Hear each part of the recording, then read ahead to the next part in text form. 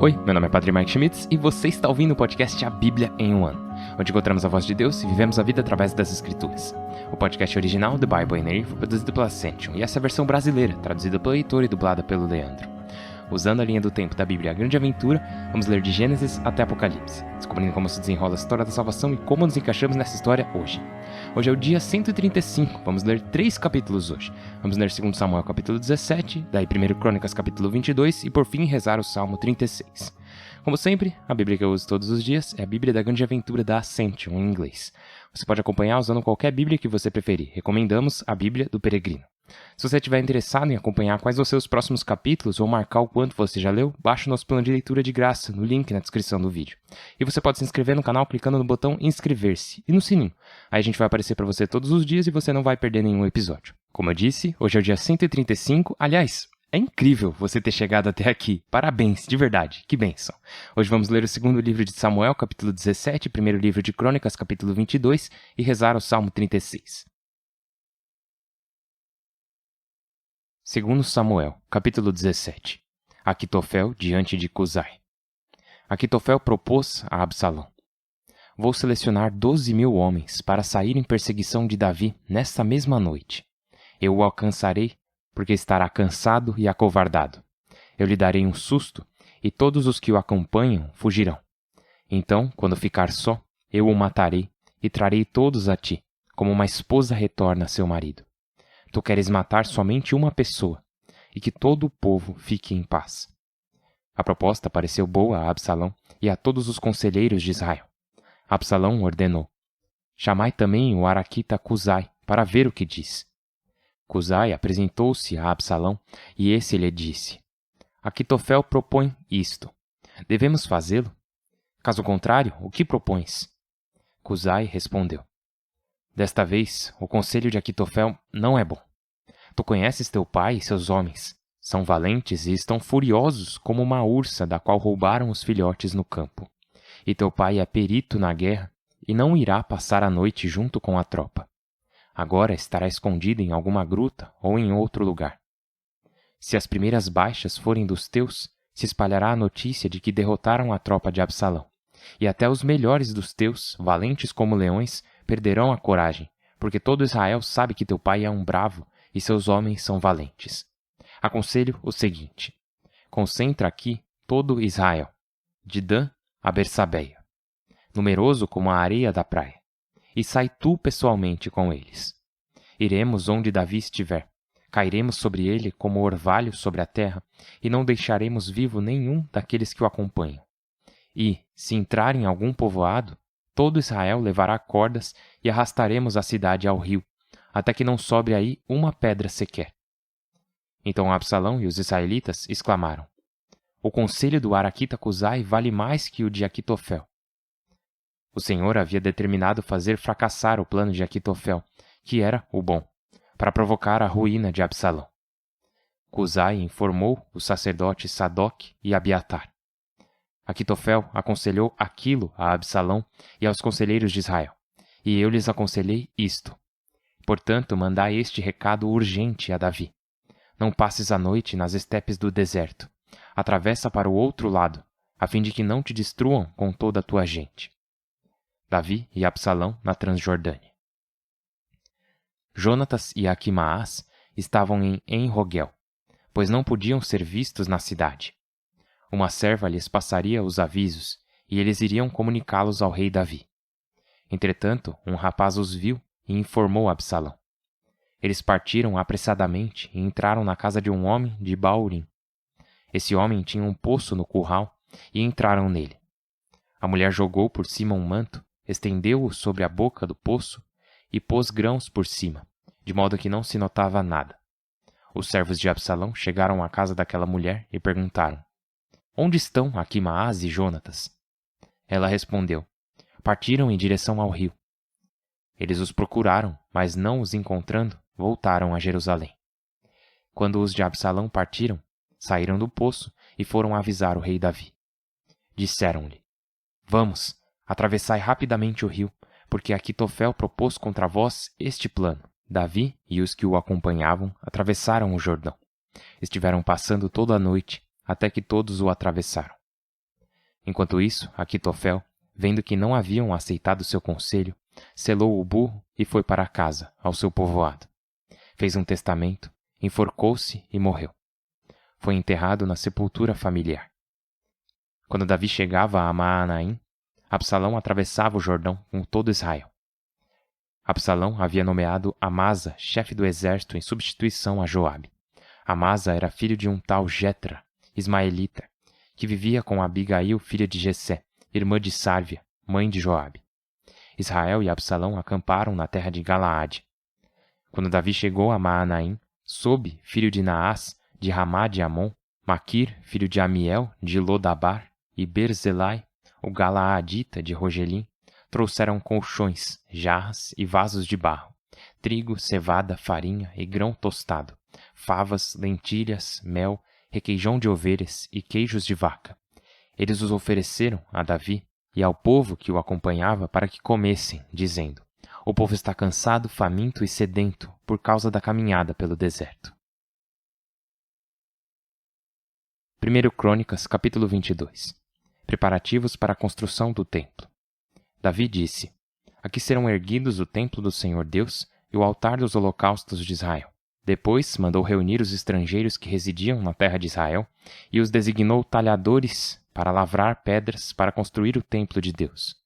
Reuniu também grande quantidade de ferro para fazer cravos e ganchos para as portas, grande quantidade de bronze e uma quantidade incalculável de madeira de cedro, que os sidônios e tiros lhe traziam em abundância. Davi pensou: meu filho Salomão ainda é jovem e fraco, e o templo que terá de construir ao Senhor deve ser grandioso, para que sua fama e glória se estendam a todos os países. Vou começar os preparativos. E assim fez generosamente antes de morrer. Chamou depois seu filho Salomão e ordenou-lhe construir um templo ao Senhor, Deus de Israel, dizendo-lhe: meu filho, eu havia pensado em edificar um templo em honra do Senhor meu Deus. Ele, porém, me disse: derramaste muito sangue e combateste em grandes batalhas. Não edificarás um templo em minha honra, porque derramaste muito sangue em minha presença. Mas terás um filho que será um homem pacífico, e eu o farei viver em paz com todos os inimigos vizinhos. Seu nome será Salomão, e em seus dias concederei paz e tranquilidade a Israel. Ele edificará um templo em minha honra. Será para mim um filho, eu serei para ele um pai, e consolidarei para sempre seu trono real em Israel. Meu filho, que o Senhor esteja contigo e te ajude a construir um templo ao Senhor teu Deus, conforme seus desígnios a teu respeito. Basta que o Senhor te conceda prudência e inteligência para governar Israel, cumprindo a lei do Senhor teu Deus. Teu êxito depende de colocares em prática os mandatos e preceitos que o Senhor ordenou a Israel por meio de Moisés. Coragem, sê valente. Não te assustes nem te acovardes.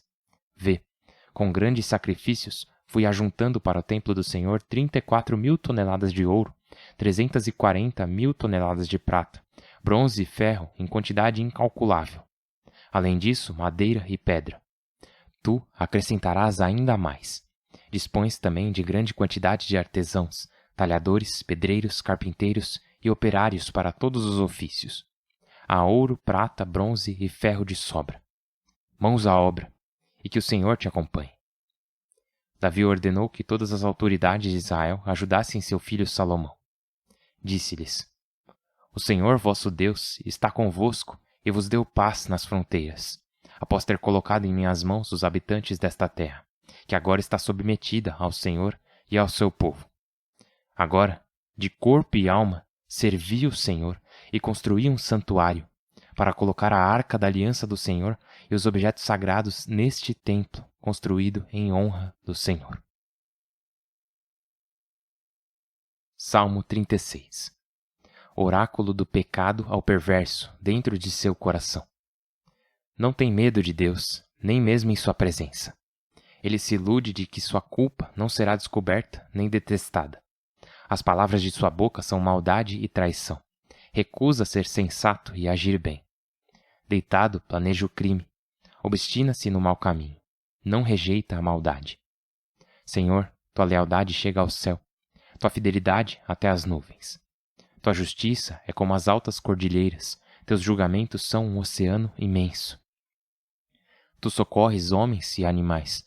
Como é inestimável a tua lealdade, ó Deus!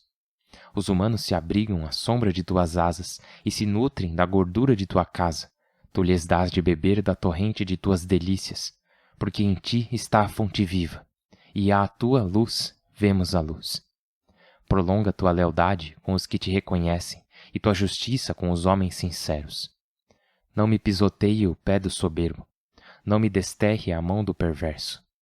Sim, os malfeitores fracassaram, derrubados, não podem levantar-se. Pai Santíssimo, nós vos agradecemos, nós louvamos o vosso nome e vos glorificamos. Agradecemos por vossa justiça, pois vós sois bom. Sois verdadeiro e sois justo. Estás disposto a nos dar o que merecemos. Mas também, Senhor Deus, vos agradecemos por vossa misericórdia.